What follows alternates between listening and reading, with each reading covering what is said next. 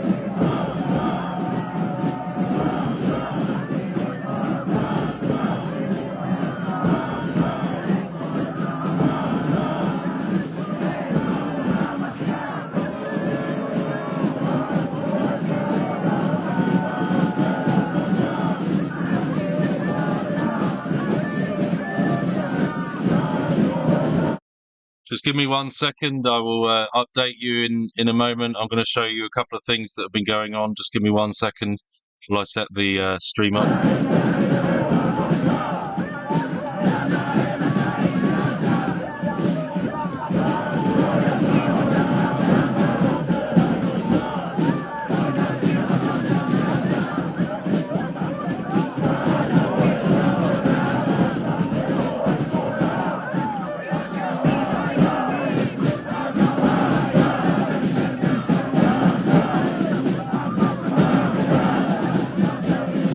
So just to give you an update on everything that's going on right now, this is what's going on in terms of the current situation.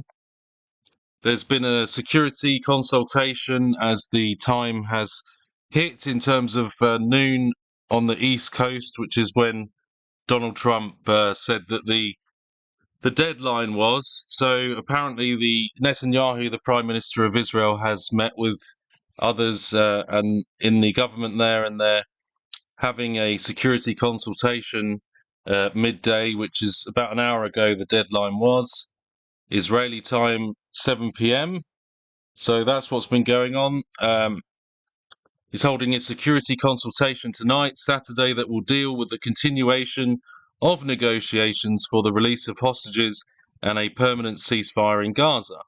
The consultation will be attended by Defense Minister Katz and others. This follows the ultimatum set by President Trump, according to which Hamas must release all hostages by 7 p.m. Israeli time, which was about an hour ago. Israeli officials on the discussion with the Prime Minister The goal is to bring forward the release of the hostages at the current pace. In Israel, the start of discussions on the second phase of the deal is currently being postponed, even though they were supposed to begin on the 16th day of the deal. After the hostages were released, President Trump wrote on the social media platform Truth today, because there was only 3 released, that the United States would support the decision that Israel would make by the deadline he set earlier this week. Trump said at the time that instead of Israel, he would tell Hamas either all the hostages will be released on Saturday by 12 or the, quote, gates of hell will open. The president was referring to 12 Eastern US time, which is 7 p.m. Israeli time. Hamas has now released 3 hostages from Gaza, including a US citizen.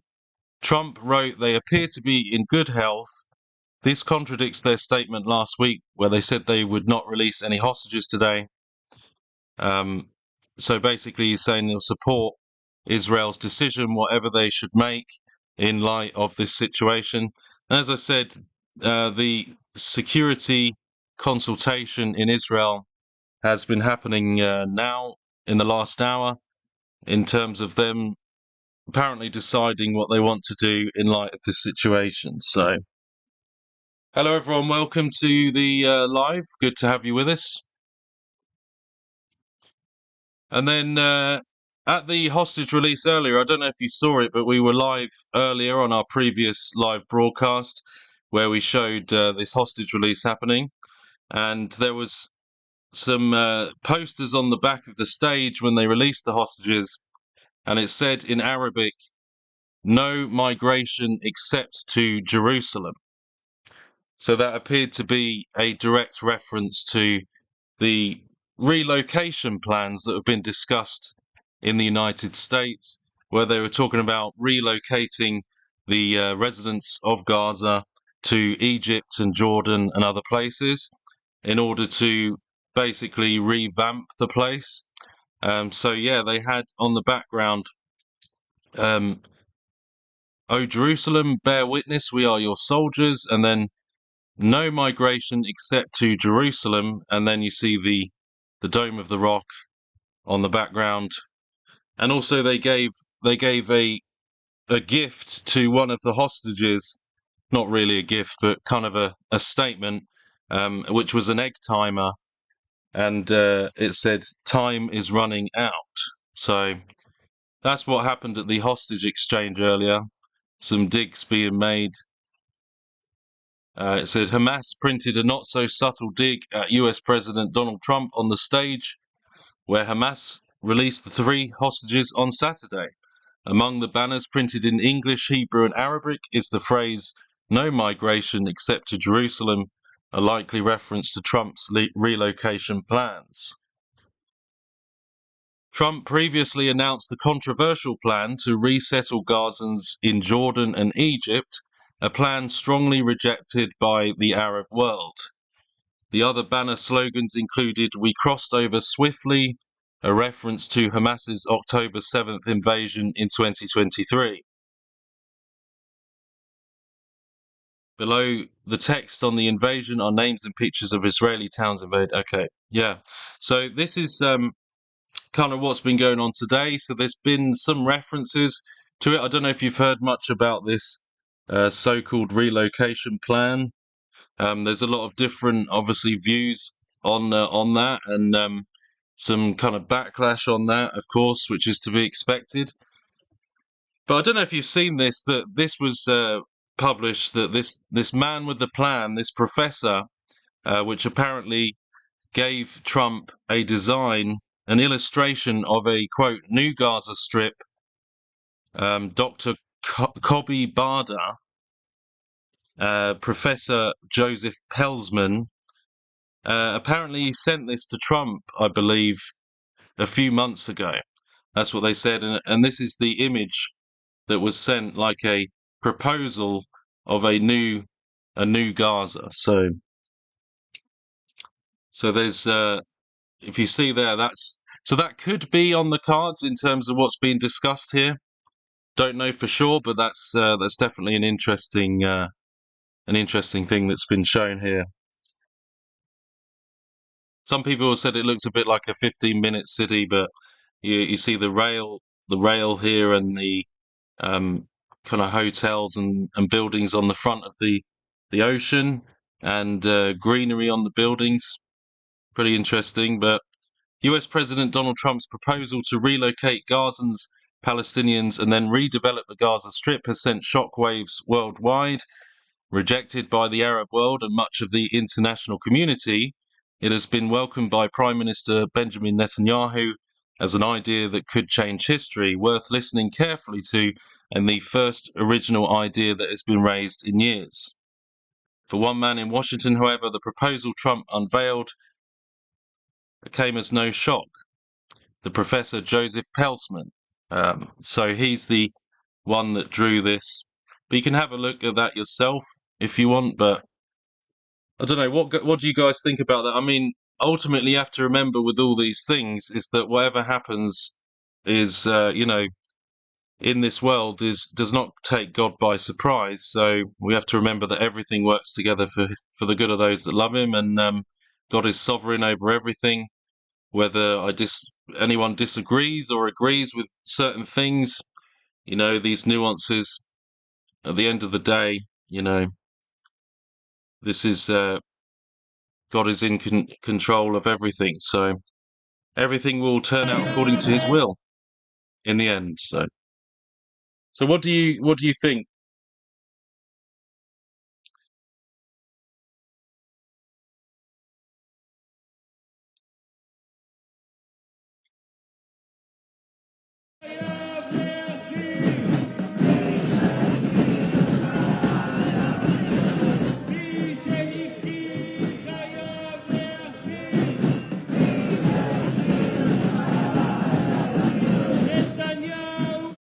So I think there's still around 70 hostages that are in Gaza. So there was only 3 released today, which they didn't release all of them as was said they had to do. But so I think there's still about 70. One or two of which are quite young. One is basically a baby, but quite a number of people.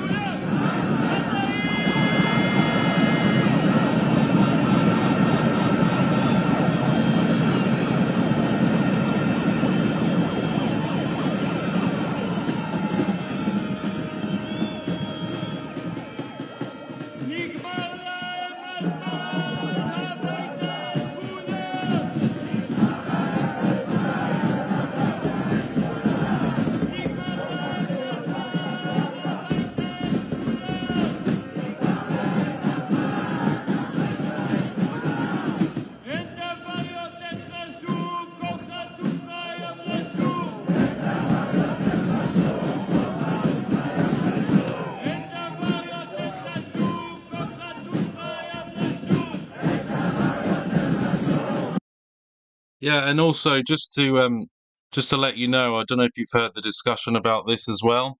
The build up of Egypt's military activity in the Sinai.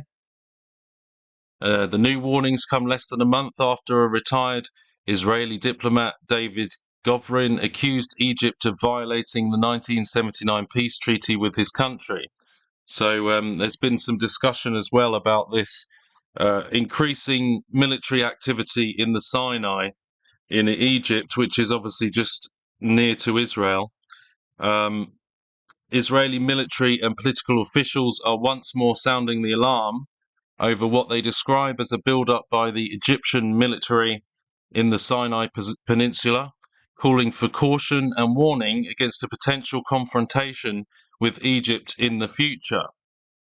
Citing Egyptian military activity in the Northwestern Territory, which was liberated by Egypt from Israeli occupation in 1973, the officials referred to logistical preparations and the constructions of cement obstacles in central Sinai.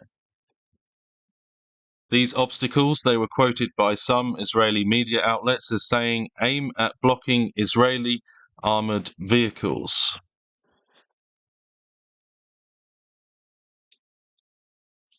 So, and this one was from a month ago. You see, Egypt's large military presence in Sinai continues to raise alarms.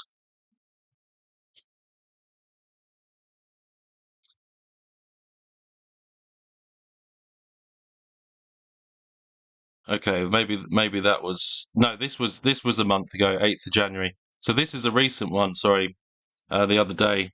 The considerable Egyptian military presence in the Sinai Peninsula and ongoing infrastructure work has some observers in Israel alarmed. So, kind of, this is going on next to Israel in Egypt recently.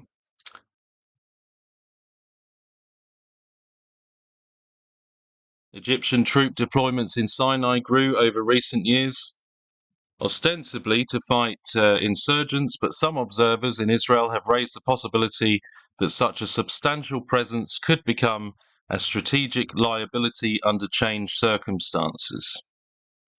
They built in Sinai 3 airfields. At least one airfield is for fighter jets. They built huge reserves of gasoline and diesel, he said. He added that Egypt also built large storage tunnels in Sinai for strategic storage of military gear and transport links that could enable large formations to arrive in Sinai within a few hours.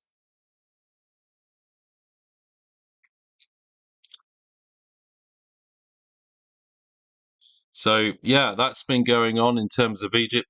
I don't know, I know someone in the comments just there was talking about Gaza, but I don't know if you've looked into the history of Gaza. It might be worth doing so. For example, the Israeli disengagement from the Gaza Strip in 2005, which was a strategic move by Israel in which the country unilaterally dismantled all 21 Jewish settlements in the Gaza Strip and 4 additional settlements in the northern West Bank. So basically, Israel withdrew from Gaza in 2005. Someone mentioned about Israel taking land, but yeah, that's kind of this.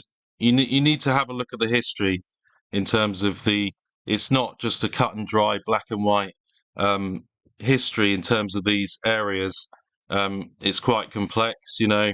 I know that sometimes the kind of critical theory people like to present black and white things, but they're not really based on the nuances of history in terms of these events. But yeah.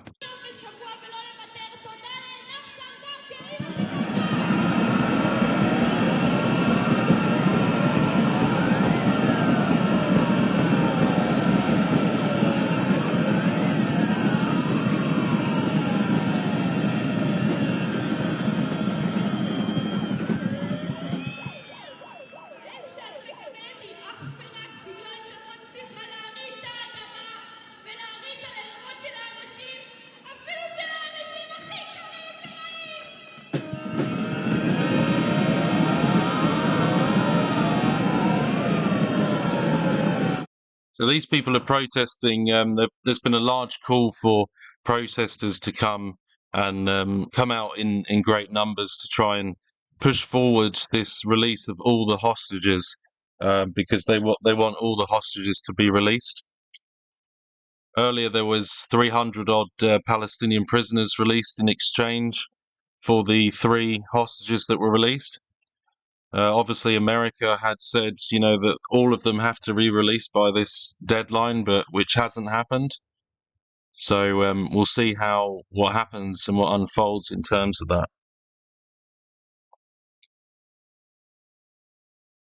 Yeah, unfortunately, we don't have a translator, but these protesters are in. There's 2 different areas in Tel Aviv that these protests are happening. One in Hostage Square, and another by what's it called? The Begin Gate in Tel Aviv. Someone said about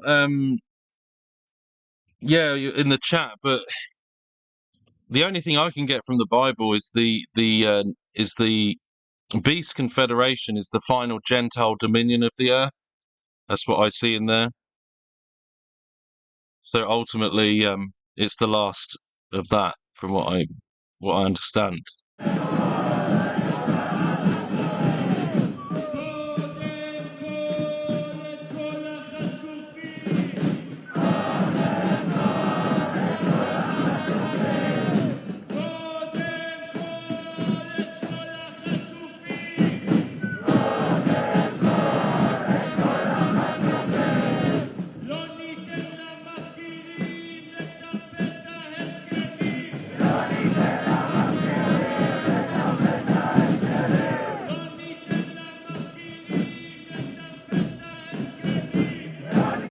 Yeah, in terms of someone's talking in the live chat about Palestinians. Well, of course, that's in concession in terms of people. That's obviously what the people group are known as. It's not a political statement. Many Palestinian people group, they come from countries in the surrounding area. They're made up of many different types of Arabic people, from Egypt, from Jordan, from Syria. And the Druze, different people groups that make up that. And obviously, it's not a political statement. We're just speaking about terms that people understand. But this is not a political broadcast at all. Just talking in terms of what's going on,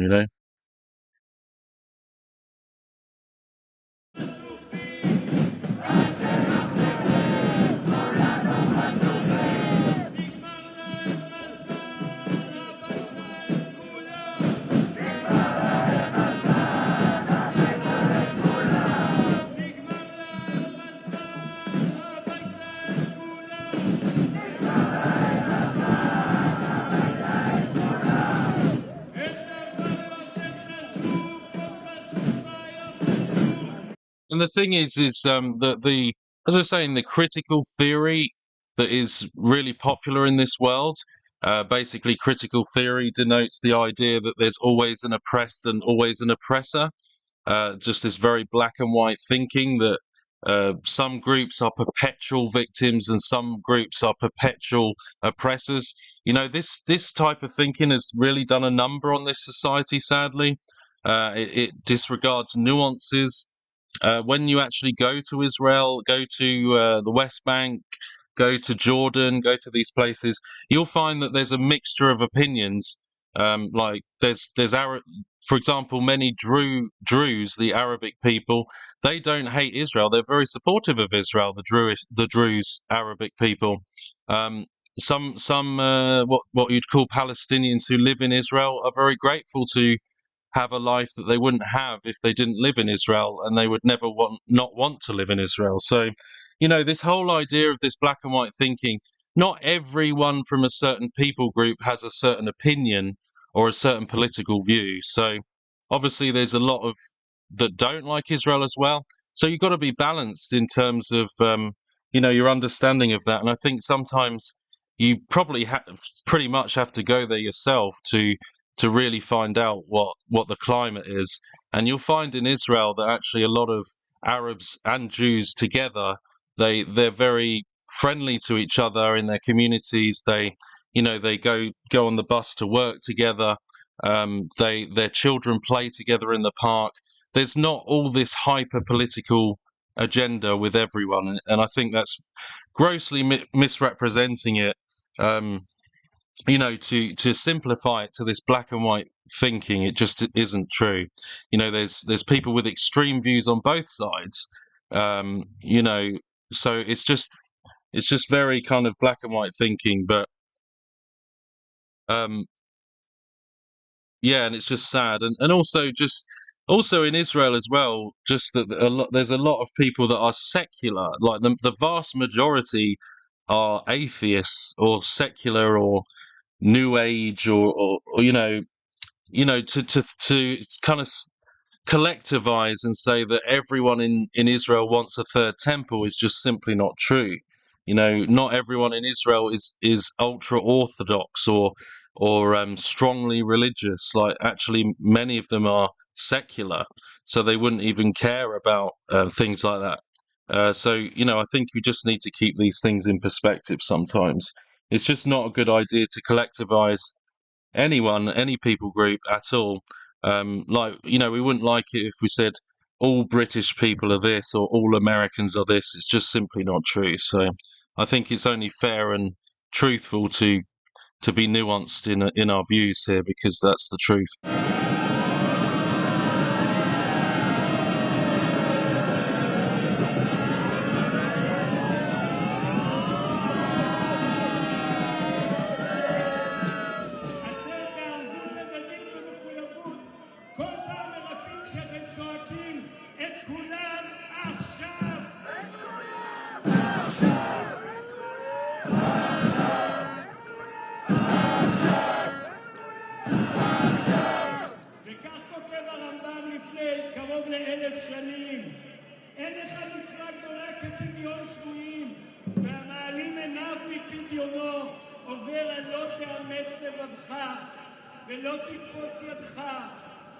Yeah, there's something like 300,000 Messianic Jews in the world who believe in Jesus now. I think 300,000, something like that, which is pretty good.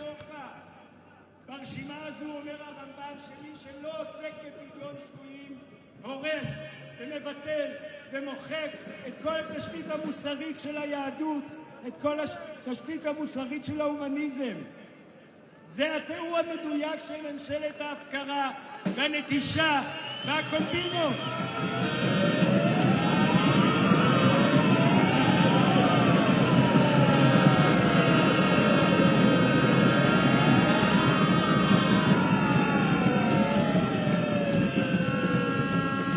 וכך צעק ישעיהו הנביא להנהגה המושחתת בזמנו. תקשיבו, הוא אמר ככה: הוי האומרים לרע טוב ולטוב רע, שמים חושך לאור ואור לחושך, שמים מר למתוק ומתוק למר. הוי חכמים בעיניהם ונגד פניהם נבונים, הם חושבים שהם נבונים. הוי גיבורים לשתות יין או שמפניה ואנשי חיל למסור שכר. Wonderful, Simone. Welcome. Good to have you with us. Simone said she's a Messianic Jew living in London, sharing the gospel. בלב גדוש בציונות אמיתית, ביהדות חומלת, במחאה של זמבורות וטופים, אל מול אטימות הלב והרעלת הלב.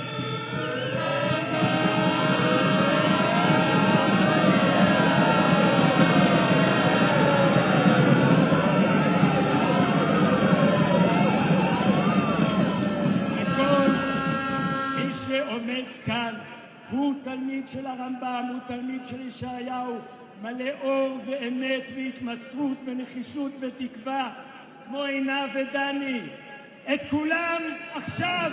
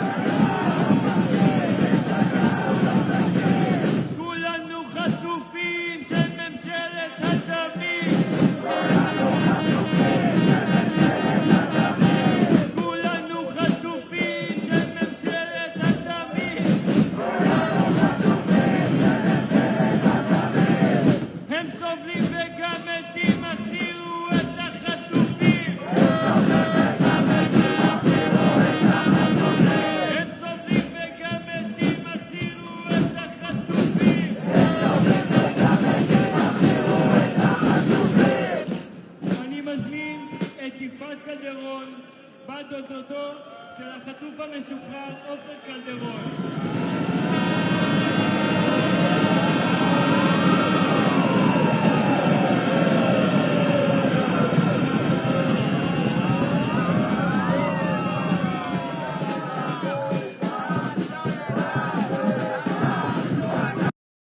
Just to say, here, we just had an update here just 15 minutes ago.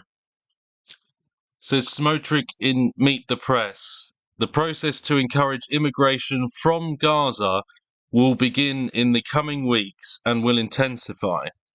Gazans have nothing to look for in Gaza for the next 10 or 15 years. So according to this update in Meet the Press, it says that the process to encourage immigration from Gaza will begin in the coming weeks and will intensify. So it sounds like there's a possibility that they're going to start encouraging people living in Gaza to leave in the coming weeks, and that move will intensify. So it sounds like that could get underway in terms of what we've been seeing, possibly in the next few weeks. We had an update here as well. This sounds like because we said they're having a security meeting, the Israeli government, about what to do in terms of this situation. It says Israel demands extend phase 1 of the deal and release more hostages alive. Israel is holding a discussion with the mediators about changing the outline of the deal in the next stages, backed by the United States. The professional echelon warns the agreement is fragile. We must begin a dialogue about phase 2. At the same time, Netanyahu's limited security consultation with senior defense officials, which began at 7 p.m. Israel time, which was about 2 hours ago, the deadline set by Trump for Hamas, Israel has not yet allowed the caravans to enter the strip.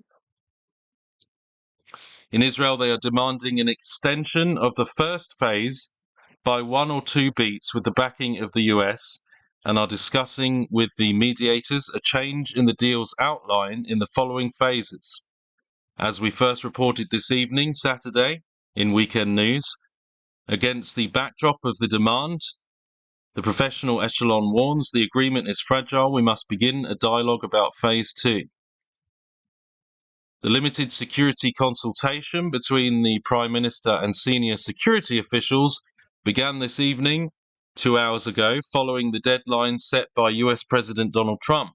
Despite this, Israel has not announced whether it considers itself committed to the ultimatum.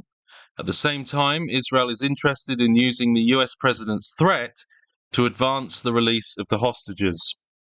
Accordingly, the security establishment has not allowed the caravans to enter the strip so far.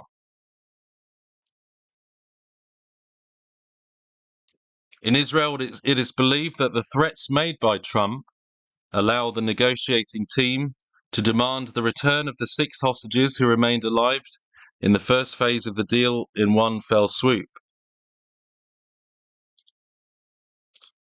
So then it outlines basically what the hopes and demands are. The Prime Minister's office announced this evening that Netanyahu greatly appreciates President Trump's leadership and the ongoing coordination with the US. The combination of the reinforcement of IDF forces around the Gaza Strip and President Trump's aggressive stance led to the release of 3 of our hostages today, despite Hamas's refusal to release them earlier. The Prime Minister also appreciates the President's full support for Israel's decisions regarding the Gaza Strip going forward. The Political Security Cabinet will convene to decide on Israel's next steps. The IDF has been preparing for the possibility of a return to combat, but is also interested in completely exhausting Phase A. Israel intends to try to accelerate the pace of the release as many hostages as possible, as quickly as possible, including an effort to free the dead, perhaps in the coming week. So that's the current situation. in terms of the security meeting and the negotiations that are being done. It doesn't sound at the moment, I don't know about you folks, but it doesn't sound at the moment like this is actually the Trump's threats are being carried forward right now. What do you guys get from that?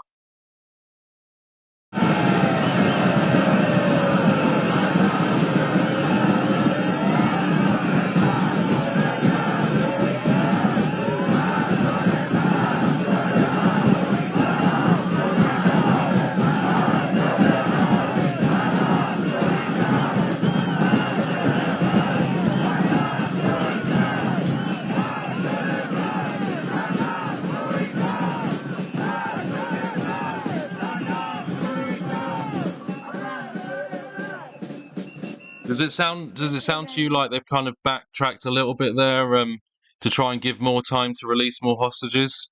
That's kind of what I was getting from that? I don't know what you folks thought in the live chat.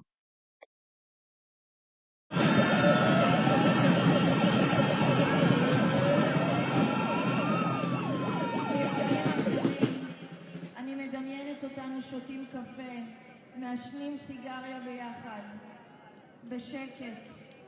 אני מדמיינת אותו פה, עומד לצידי. אני בוכה ולא מצליחה להוציא מילה. Do you think maybe they're trying to kind of delay it a bit to try and ensure the safety of the remaining hostages, perhaps, to try and make sure they come out alive? Because I remember someone earlier saying that perhaps that's what might happen here, is they might try and ensure that. Well, because if they went in all guns blazing, I assume they might think that the other hostages might just be killed, right?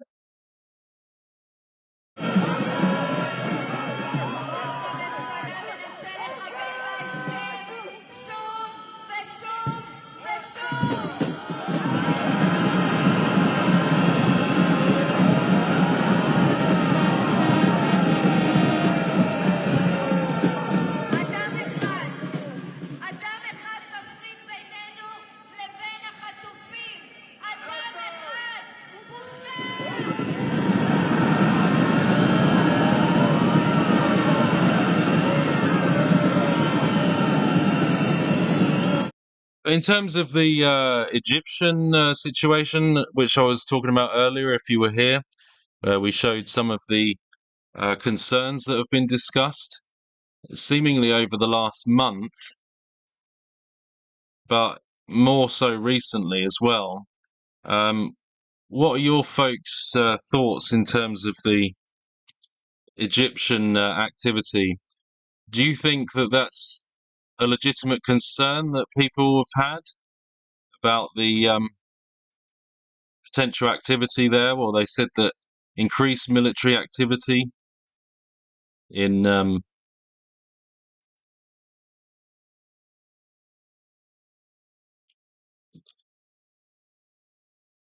Sinai Peninsula. Just one sec, I will get something up here.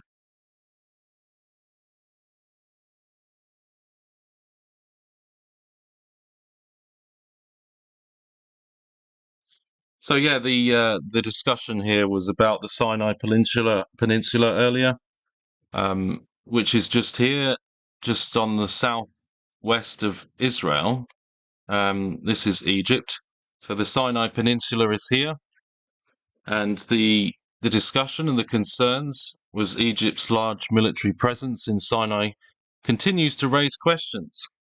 Apparently they've got they said about 2 or 3 airfields. I think it was on this one.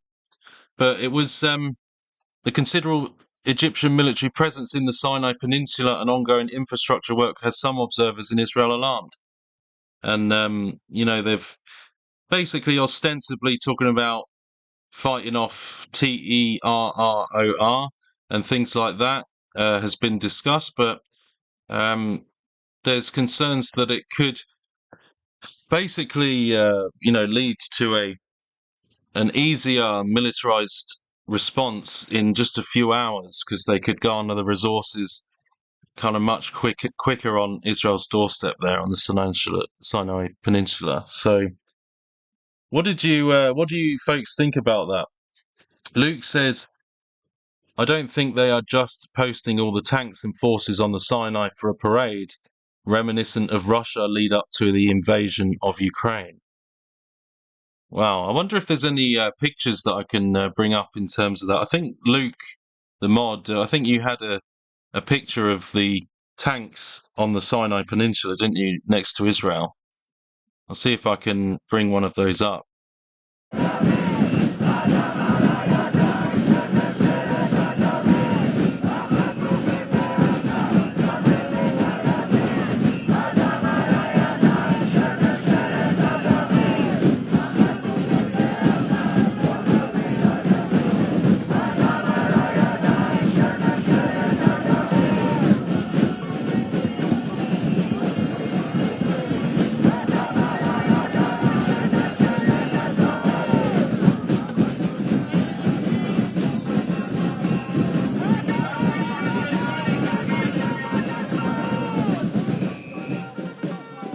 אני מזמין את מני גביש להקראת שמות החטופים. שגיא,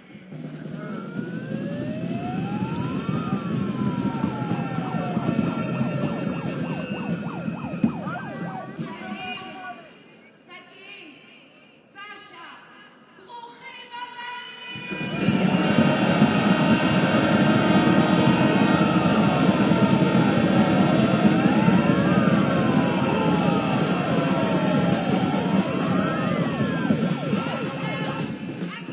לראות אתכם חוזרים על הרגליים. אנחנו כואבים את העובדה שלקח כל כך הרבה זמן! מבטיחים לא להרפות עד החטוף האחרון! להחזיר הביתה עכשיו את עידן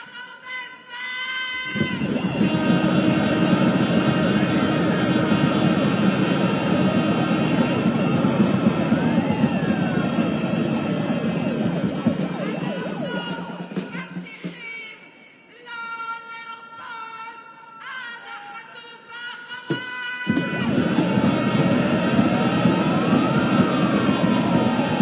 יצחק אלדרן! את ג'ודי ויינשטיין! את גד חגי! את מתן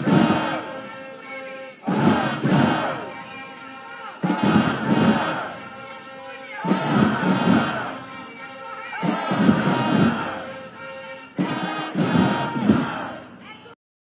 Yeah, so it's just seen a few more things here with the this is not EST time, is it? See if I can change that. That's Israel time. But yeah, there's been other mention of this. It seems like over the last while, like even year or so or more, that this has been a concern, but seems to be a growing concern from what we can see. Because they say the peace treaty from 1973 doesn't permit this to happen, so that's the concern with what's going on. But it says Egypt increases Sinai military presence, violates peace treaty. Satellite images reveal Egyptian tanks near the border with Israel. Experts warn 4 times the permitted forces. The IDF said operating while respecting the peace agreement. So I think there's a peace agreement for both sides. And Israel requests answers for Egypt's increased military presence in Sinai Peninsula.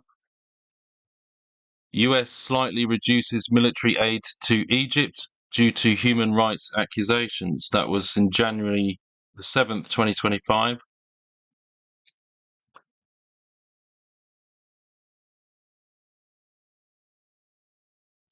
Yeah, Giorgio said about that there's concerns about the peace agreements from both sides. Giorgio says the Israel presence in the Philadelphia corridor. I'll have to have a look at that.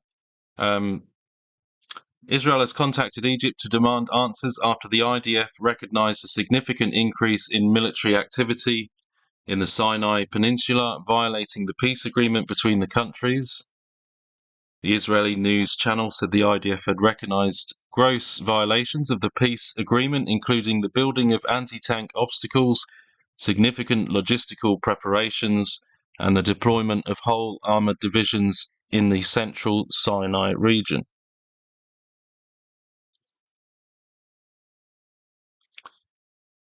The peace treaty between Israel and Egypt in 1979 included the demilitarization of the Sinai, which Israel returned to Egypt as part of the treaty.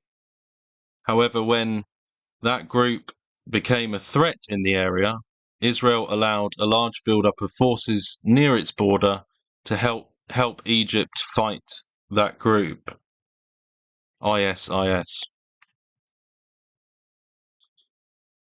Retired colonel has warned for years about the growing threat from the Egyptian army. Egypt's military has added around 60,000 soldiers since President El-Sisi came to power, with its alignment clearly indicating that it views Israel as its primary enemy.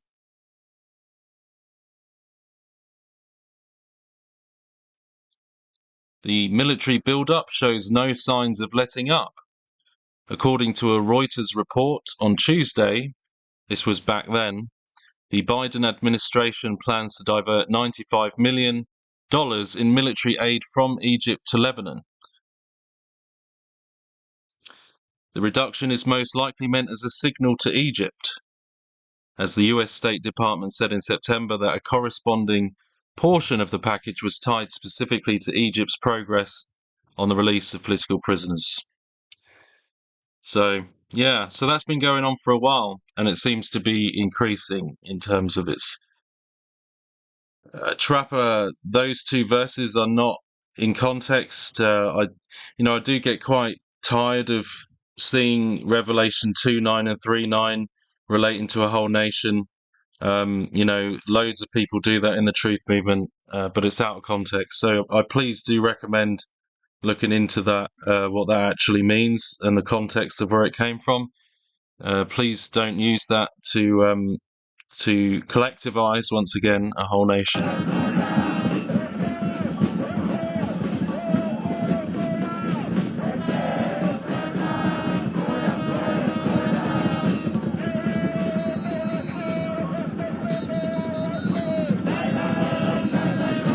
Yes, follow the blind into a ditch. And unfortunately, in the so-called truth movement, there is a lot of blindness, which portrays itself as seeing, and it's just really, really not well thought through or investigated stuff that's kind of repeated by a lot of people. It's very sad to see. I think I'm going to make a video at some point about that. No, Rudy the Boxer, that is not the Bible. Look, since when has it been a good thing to collectivize a whole people group and basically show nothing but bitterness towards a whole race or group of people? That is not the way I interpret the Bible. That is not what we're meant to be doing.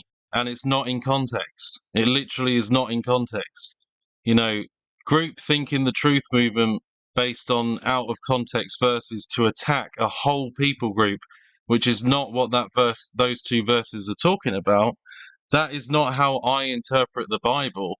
That's me being concerned that people are buying into basically a David Icke philosophy, which David Icke and people like these New Agers, Theosophists have put into the truth movement from the beginning to basically blame one people group for all the problems in the world. Not dissimilar to what was done in the 1930s. Sorry, but that's really, really obvious propaganda from people that aren't Christians and people that aren't believers in Jesus.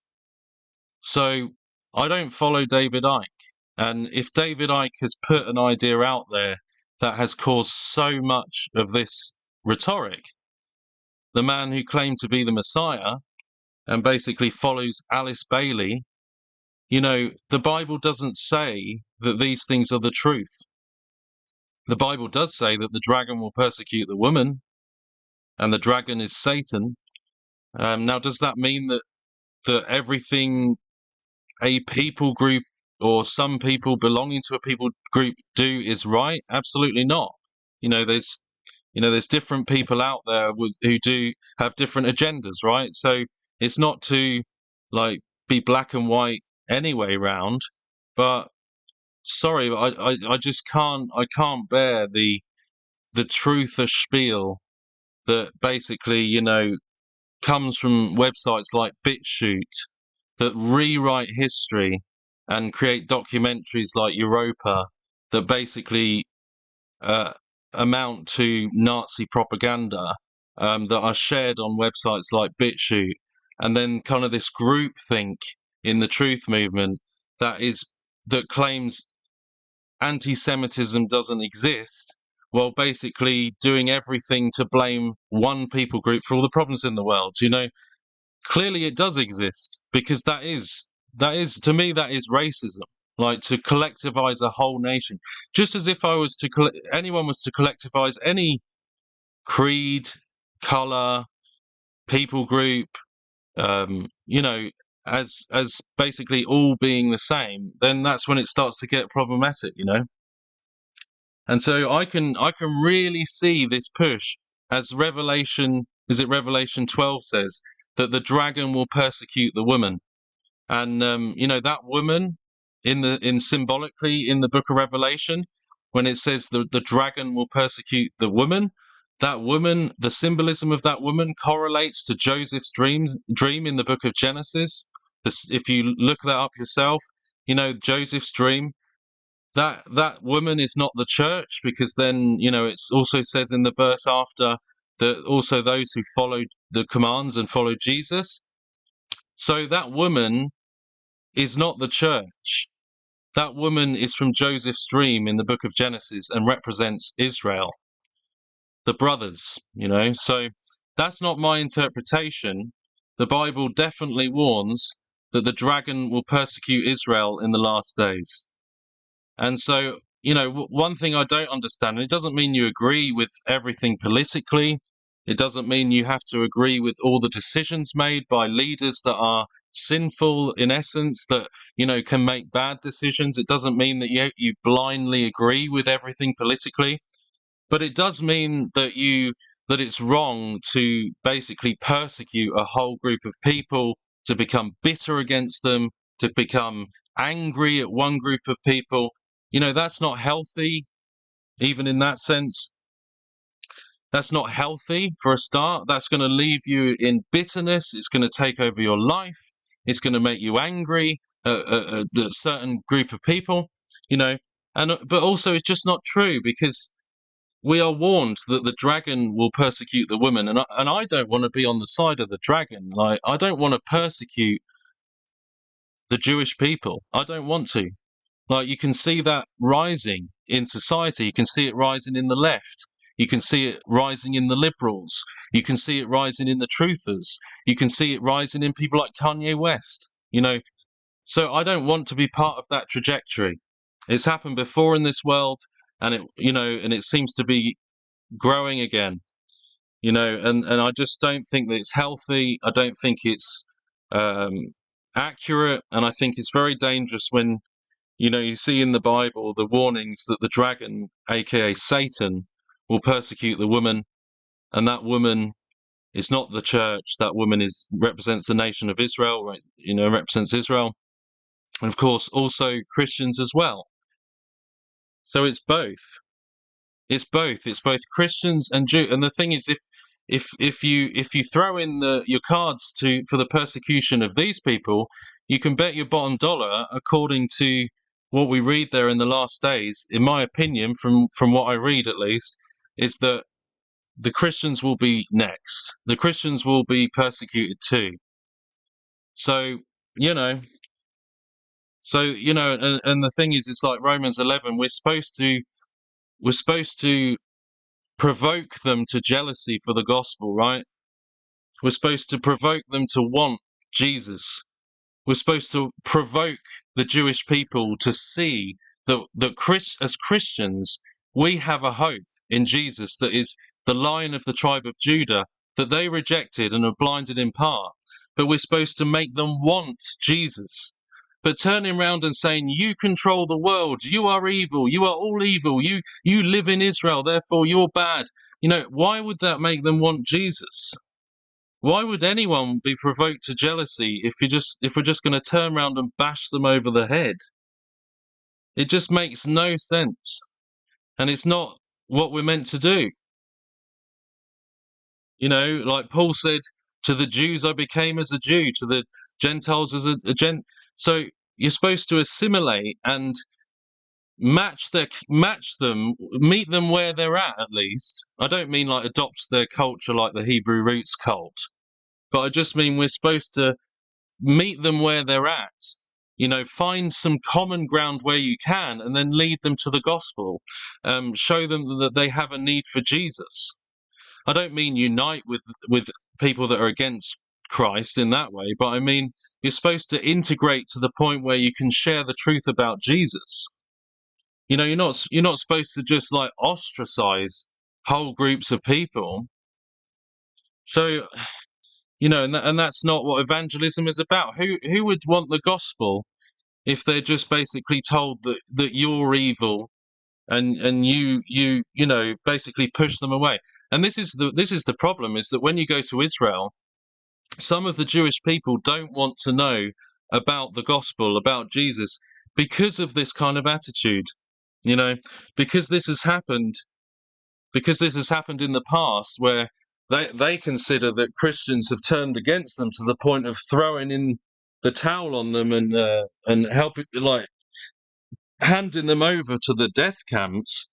That they some of them sadly associate Christianity with Nazi Germany, and it's just so tragic. They think that Jesus is a Gentile religion, and it's made up of some people that have, they claim to be nice and claim to be friendly, but then when the time comes for it, they'll put them on the trains, and that's the fear that actually comes, sadly, to some people in Israel when you try and tell them about Jesus. They have a fear of that because of what's happened in the past, of people claiming to be Christians and then just basically handing people over to the to the trains. And how sad is that? That's such a misrepresentation of the gospel. And when Jesus said that, when I was in prison you visited me, when I was hungry you fed me, when I was naked you clothed me. Like, how do the two line up if we're going to just persecute and ostracize a group of people? I'm not speaking here as if I've got it all right. I'm certainly not. I don't want to be a hypocrite here. I struggle. I've fallen short. I'm no better than anyone else. But all I know is that that's what I see in the Bible, and these are the concerns that I have. That basically we would push away a whole people group and basically brand them all, because we had the other day we had a podcast of a pastor from Israel who just came on. He's a Christian, he's a pastor, he's a solid believer, he preaches salvation, and he came onto the podcast on the Rise channel and was just talking about self-love and kind of the agenda there. And he was so upset by a comment that was left under the video where someone basically started hating on him because he's from Israel. And it's just so tragic because there's nothing to do with it. The fact he lives in Israel and he's a pastor, why is he getting targeted just because he lives in Israel and he's a pastor, and he's Jewish? Sorry, but this is just not. This has got to change. This isn't good. He was deeply hurt by what people were doing, and it's just it makes you kind of realize it's this isn't good. This isn't fair. It just worries me that this is the trajectory of some of the truth movement. And as I say, I trace some of that back personally to David Icke and if you look at a lot of David Icke's early lectures, he was already planting these seeds early on. So that's my concern about it. And obviously, ultimately, that God is in control, and none of these things happen in the world for no reason. How can Jesus return to the Mount of Olives and that they can look upon him whom they pierced and mourn and weep without Israel being there? I mean, it just is what it is. This is the last days, and one of the biggest signs of the last days is that Israel is a nation again. Doesn't mean that they can't make mistakes. Doesn't mean that it's run perfectly. Absolutely not. But the fact it's there is one of the biggest signs that we're in the last days. Wars and rumours of wars have happened for a long time. There's been wars through the centuries. There's been famines. There's been other things. There's been pestilences. But one of the main signs is that Israel is there, and that is unique in the last 2,000 years.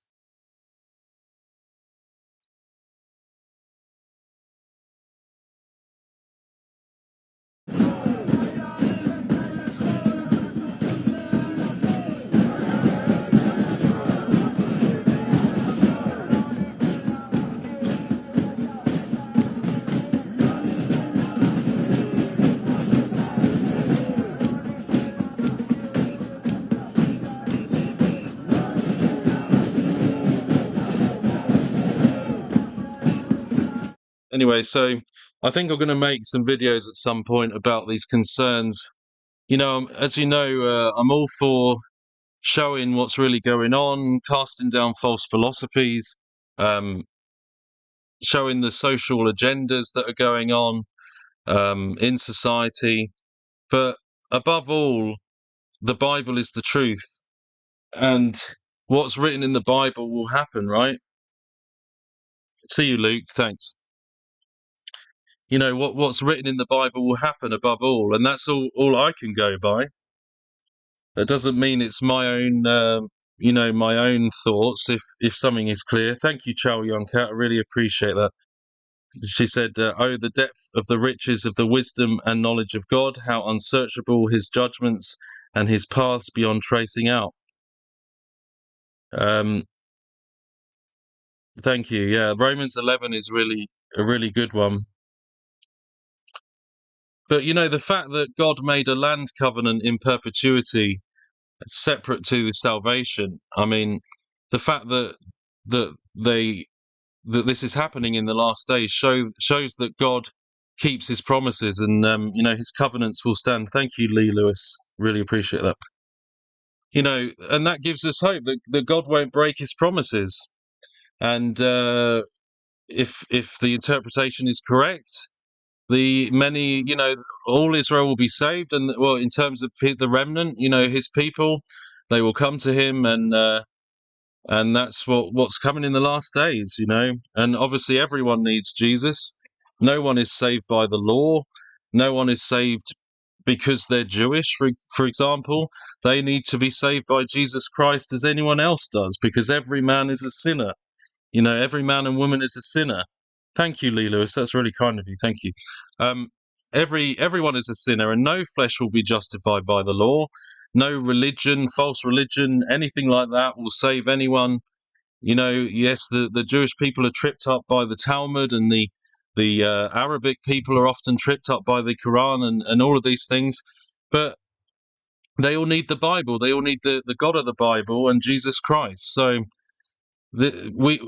our job here is to evangelize, to reach out to them, to try and help them find Jesus, the one and only Savior, the Lion of the tribe of Judah.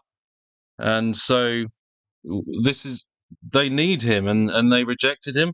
At the time, 2,000 years ago, there were many who were saved. Not everyone rejected Him, of course. There were lots of people in Israel at the time that did turn to Him and follow Him, but then religious leaders and others didn't, and many of them were kind of deceived by this. Well, they were tripped up by this idea that they were looking for a military leader who would lead Israel to victory against the Romans militarily. There were the Zealots and others, and essentially they didn't see the facts that Jesus came the first time as the suffering servant to die on the cross for their sins as the final sacrifice. They didn't see that. They didn't. They basically, as I still see some do now when I've interviewed them, is that they still they're misinterpreting the second coming of Christ. That they were looking for the second coming of Christ's prophecies, the messianic prophecies, when he came the first time. They thought he was going to come as a conquering king the first time, and they didn't seem to, pick up the mystery that was revealed, that he would die on the cross, which they didn't realize, and they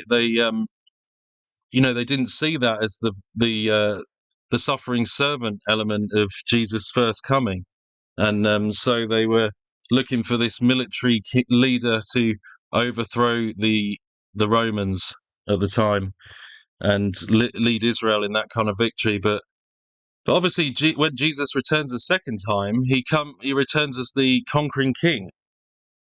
So that's what we're waiting for, the second coming of Christ. So he will return as the conquering king. That's his second coming. But the first time he came as the suffering servant. He died on the cross for everyone's sins as that final sacrifice. The sacrificial system was a foreshadowing of the coming of Christ, who would die as the Lamb of God who takes away the sin of the world. Those were temporary coverings. They weren't enough. The sacrificial system, it all pointed towards the coming of Christ, as that final sacrifice that was the finished work that could take away sin completely. And then he rose again on the third day. But that's the way it happened, and they didn't see that. But many will come to the Lord by the end, and they will look upon him whom they pierced when he returns the second time, and they will mourn and weep, and many will be saved, which is going to be amazing. We shouldn't wish ill on anyone, and we shouldn't boast against them either.